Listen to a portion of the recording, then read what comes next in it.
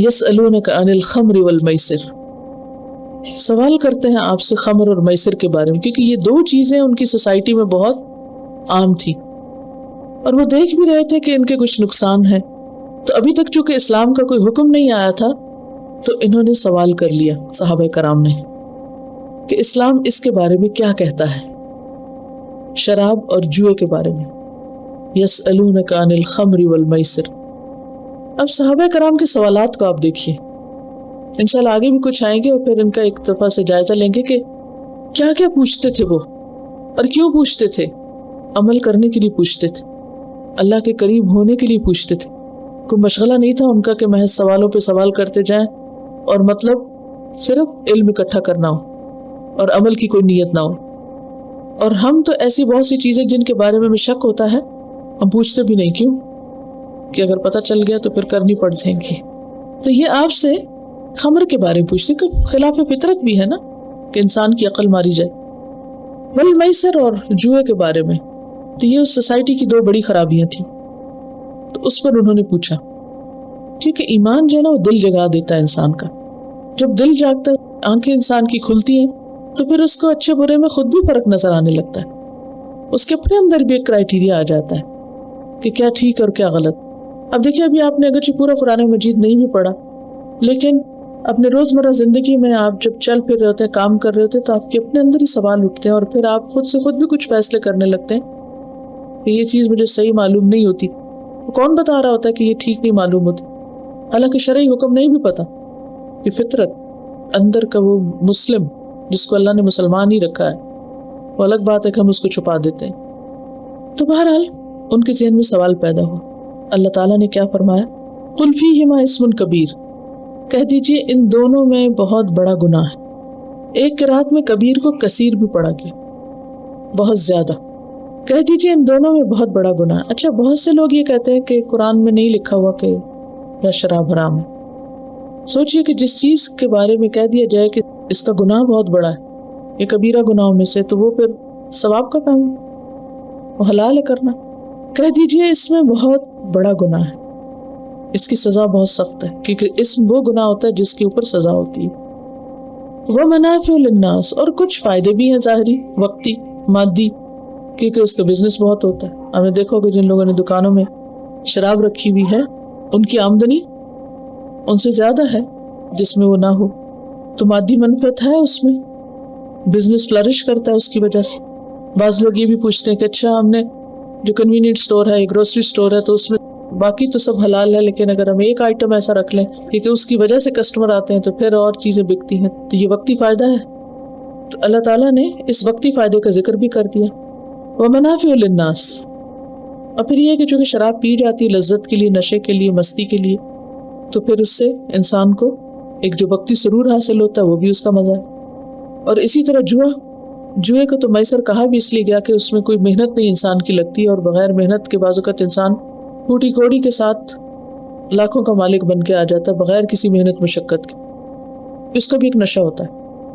ہم نے دیکھو کہ جو لوگ گیملنگ کرتے ہیں وہ صرف گیملنگ نہیں کرتے، ان کو ایک قسم کا چسکا پڑ جاتا ہے. تو وقتی بظاہر فائدہ کیا ہے؟ وہ ایک شغل ہے، کھیل ہے، اور اس کے ساتھ ساتھ اس میں مال بھی حاصل ہو جاتا ہے، لاٹری بھی اسی طرح.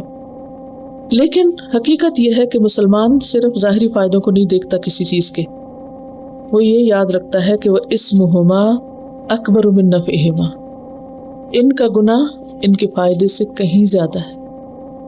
اب آپ دیکھیں کہ ایک اصول دے دیا گیا ہے ہم کو کہ زندگی میں بعض چیزوں میں فائدہ بھی نظر آتا ہے، نقصان بھی. تو پھر انسان سوچتا ہے کروں کہ نہ کروں.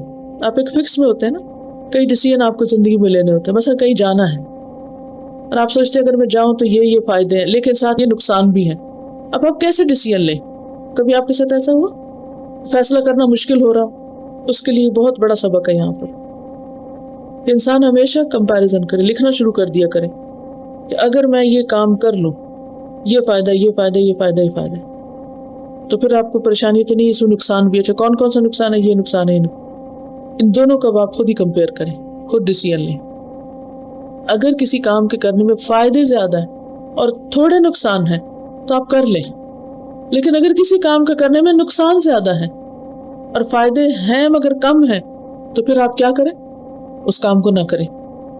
قل فیہما اسم کبیر ومنافع للناس واثمہما اکبر من نفعہما، اور ان کا گناہ ان کے فائدے سے کہیں زیادہ ہے. تو ایک مومن بھلا وہ کام کیوں کرے گا کہ جس میں فائدہ کم اور نقصان زیادہ ہو.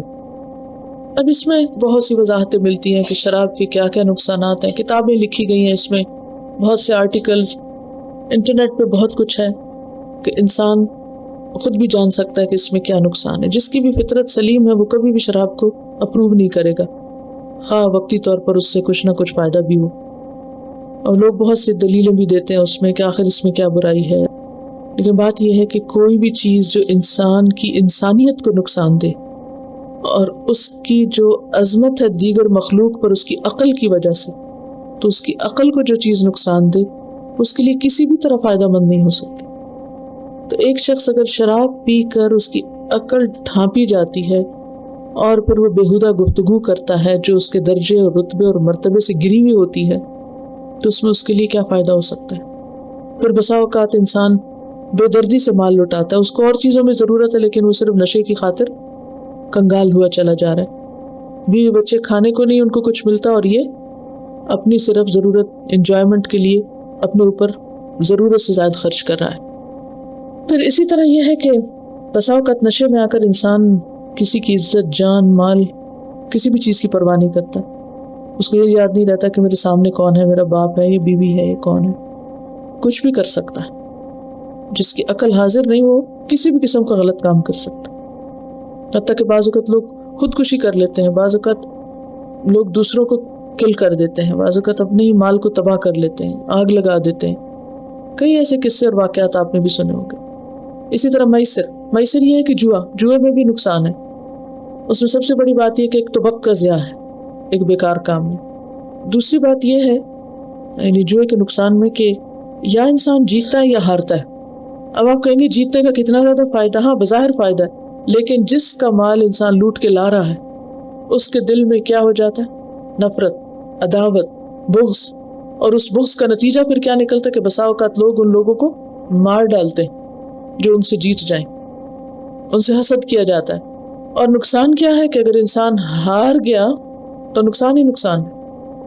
اور ان سب سے بڑی بات یہ ہے چونکہ اللہ نے منع کیا، اللہ کی نافرمانی ہے. مختصر سا یہ بتا دوں کہ شراب کے بارے میں پہلا حکم یہی ہے جو اس جگہ پر آیا. پھر اس کے بعد دوسرا حکم سورۃ النساء میں آتا ہے آیت 43 میں، تیسرا سورۃ المائدہ میں آتا ہے جہاں پھر اس کی حرمت تمام کر دی گئی. جب شراب حرام ہو گئی تو پھر نبی صلی اللہ علیہ وسلم کے زمانے میں اس پر سزا دی جاتی تھی 40 کوڑوں کی حد تک. اور لوگوں کو وہ جوتوں سے بھی مارتے، ہاتھوں سے مارتے، کپڑے کے کناروں سے جیسے کپڑا رول کر کے تو اس سے مارتے. حضرت ابوبکر کے زمانے میں بھی 40 کوڑے ہی رہے، لیکن حضرت عمر کے زمانے میں چونکہ سلطنت کی وسعت بہت زیادہ ہو گئی تو پھر اس صورت میں کیا ہونے لگا کہ لوگ بہت کثرت سے اس کی طرف آنے لگے، کیونکہ بہت سے نئے مسلمان بھی ہوئے تھے اور ایمان کی کمزوری تھی.